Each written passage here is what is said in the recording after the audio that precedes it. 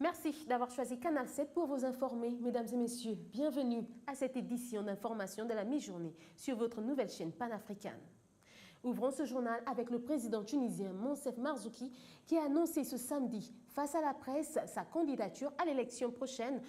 Élu à la présidence en 2011 par l'Assemblée nationale, Marzouki espère obtenir la confiance d'un peuple tunisien qui ne s'est pas totalement remis du printemps arabe.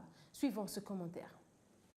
C'est sur la base d'un projet d'indépendance nationale et de la défense des droits des Tunisiens que Moncef Marzouki s'est prononcé ce week-end face à la presse. Il a confirmé sa participation à l'élection présidentielle qui devrait avoir lieu en novembre prochain. 4 ans après la Révolution, le scrutin annoncé se veut crucial car celui-ci doit instaurer un régime démocratique et stable dans le pays depuis la chute de Zine El Abidine Ben Ali en janvier 2011.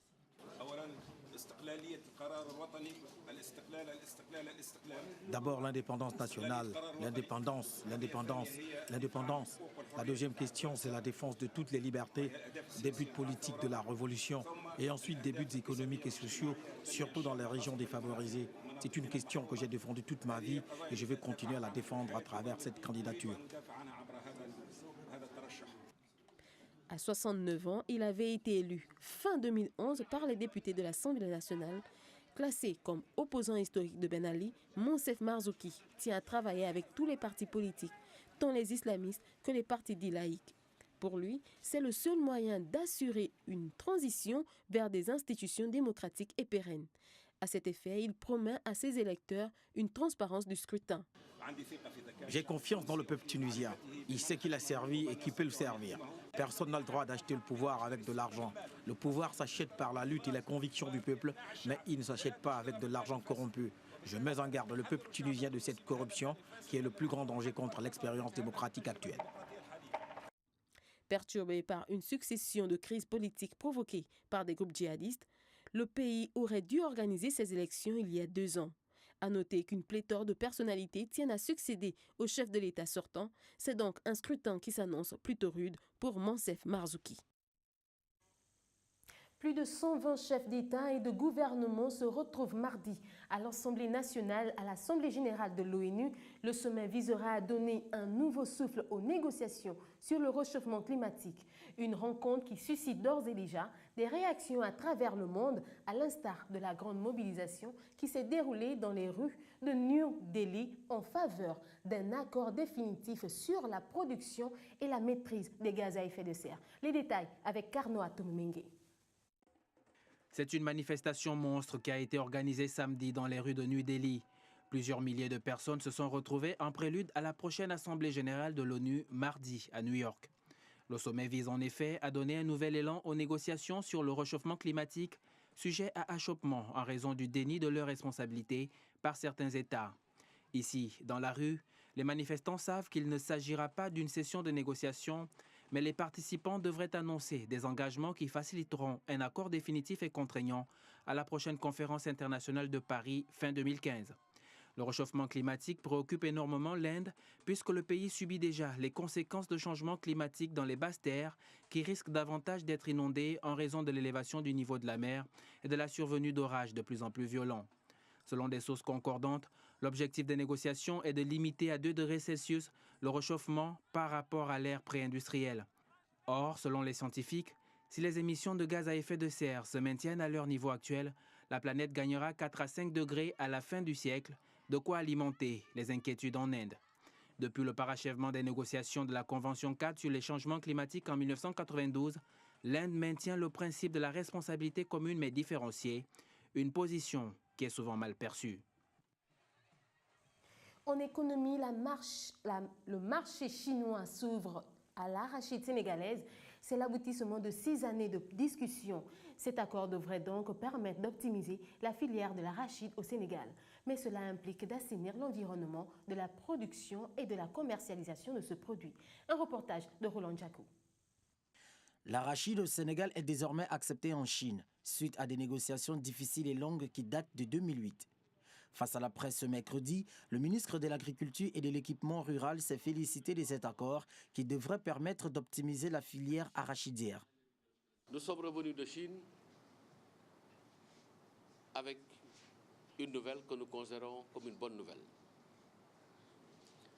Parce que l'arachide d'origine sénégalaise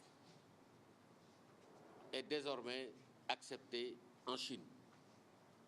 Et un accord a été signé à cet effet. De notre point de vue, cet accord va certainement induire de profondes et significatives mutations dans la filière arachidière sénégalaise. Il faudrait toutefois assainir l'environnement de la production et de la commercialisation de l'arachide.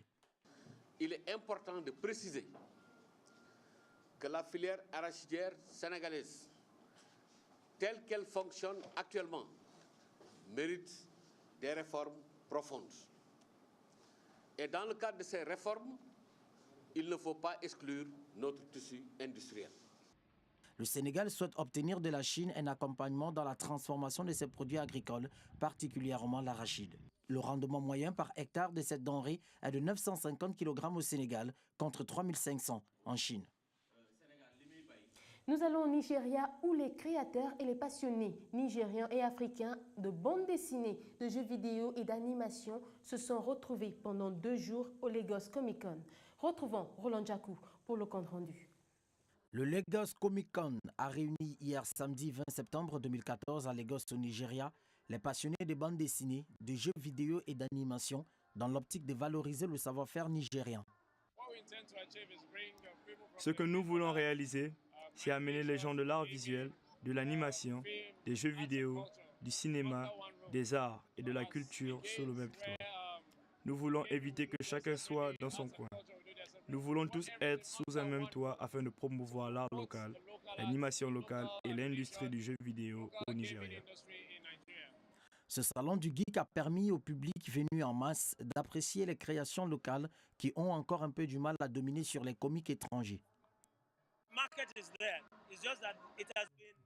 Le marché est là. Il est juste dominé par les comics étrangers. Marvel, DC, Tintin, Judge Dredd, tous ces comics. Donc maintenant, ce qui se passe, c'est que toutes ces choses que l'on a de l'étranger nous inspirent maintenant pour faire des comics qui sont plus locaux par rapport à notre pays. Bien que développée partout dans le monde, l'industrie du jeu vidéo n'existe pas encore en Afrique. Un gros marché où le Nigeria et le continent tout entier n'ont aucune visibilité. Ces créateurs africains, à travers ce salon, essayent de faire connaître l'Afrique dans le développement des jeux vidéo.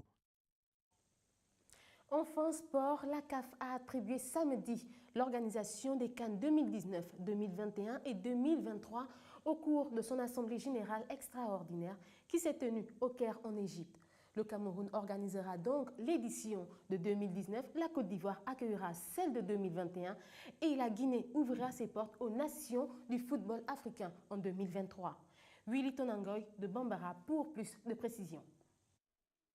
Il y avait pour abriter les CAN 2019, 2021 et 2023 5 pays candidats. Au finish, la Confédération africaine de football CAF a décidé hier samedi 20 septembre 2014 d'attribuer l'organisation dans l'ordre chronologique au Cameroun, à la Côte d'Ivoire et à la Guinée.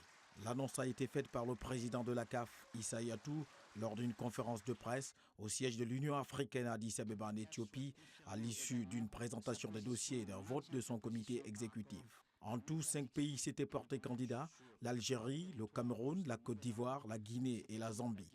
Le Cameroun, qui a organisé une CAN en 72, mentionne 5 stades dans son dossier et se présente comme un pays stable. La Côte d'Ivoire a accueilli la CAN de 84. Sa stabilité, elle l'a retrouvée après la guerre civile de 2010-2011 et le gouvernement s'est engagé pour la réhabilitation des infrastructures sportives et hôtelières. La Guinée n'avait pas les faveurs des pronostics depuis qu'il est frappé par le virus Ebola qui a fait plus de 550 morts depuis le début de l'année. Le pays ouest-africain qui n'a jamais organisé de CAN a proposé 4 villes. La prochaine Coupe d'Afrique se tiendra quant à elle au Maroc du 17 janvier au 8 février 2015. La suivante en revanche, celle de 2017, n'a pas encore été réattribuée. La Libye s'étant désistée pour des raisons de sécurité. Le nouveau pays hôte sera annoncé au cours de l'année 2015 selon la Confédération africaine de football. Voilà qui met un terme à cette édition d'actualité de la mi-journée sur Canal 7. Merci à vous de l'avoir suivi. Prochain rendez-vous demain 13h. Au revoir.